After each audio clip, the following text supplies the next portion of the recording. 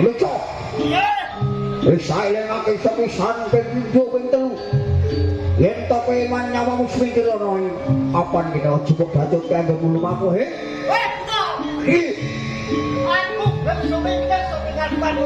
Yen ratus yen sinawe sumbarmu koyok hedet sewu. Yen tope pancen watain satrio tentokno kowe paku kang bakal gemutan papan kowe. Alut!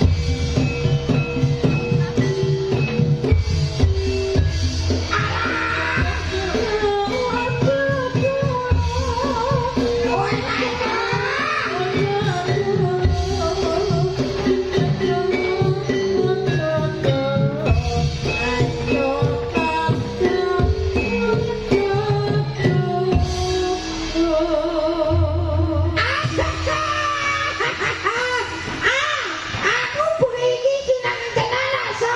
Aku bengi iki seneng tenan. Ih, seneng ya seneng le. Kowe iki nak seneng ya seneng ning aja gak kebacut le ya. Kowe seneng jane apa-apa le. Aku bengi iki dilak ketoprak. Aku dilak ketoprak ning mebel. Wah ya ampun, ya ampun. Kayak rame ra karuan. Aduh.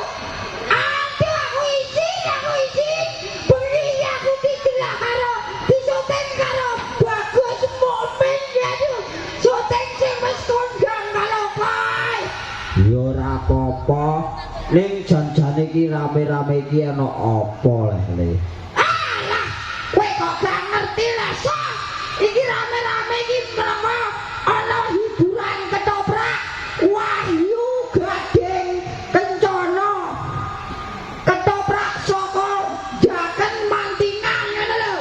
So, mosok kowe ora roh. Oh, alah. Iki mana ketoprak Wahyu Gading Kencana dipun timbali kalian warga Memblek kene. Oh alah ngono ya le ya. Ya sarene awake dhewe keloron lan sak kanca rombongan ketoprak Wahyu Gading Kencana sabibaripun nanggap ketoprak Wahyu Gading Kencana masyarakat dusun Mebeh kene tak dongakake panjang yuswa Allahumma amin rezekine tambah akeh panenane tambah gemah ripah loh jinawe ya Pak ya Bu somben tahun ngarep mbok bilih tahun ngarep gas desa nimbali melih ketoprak Wahyu Gading Kencana tanggapane murah meriah tanggapane mung 2.500.000 Kowe engko lagi bacok wong kok 2.500.000 iki dlantrano. Lah wong aku ngomong urung bar wis mok tekek. Nggih bapak-bapak ibu-ibu 2.500 minangka panjere lah ngono. Ya wis nek ngene ae iki berhubung hiburane jek akeh engko ajeh metu wedok-wedok, ijeh metu dagelan. Ayo awake dhewe ayo. Hei, ayo delak ketoprake Wahyu Gading Kencana ya le ya.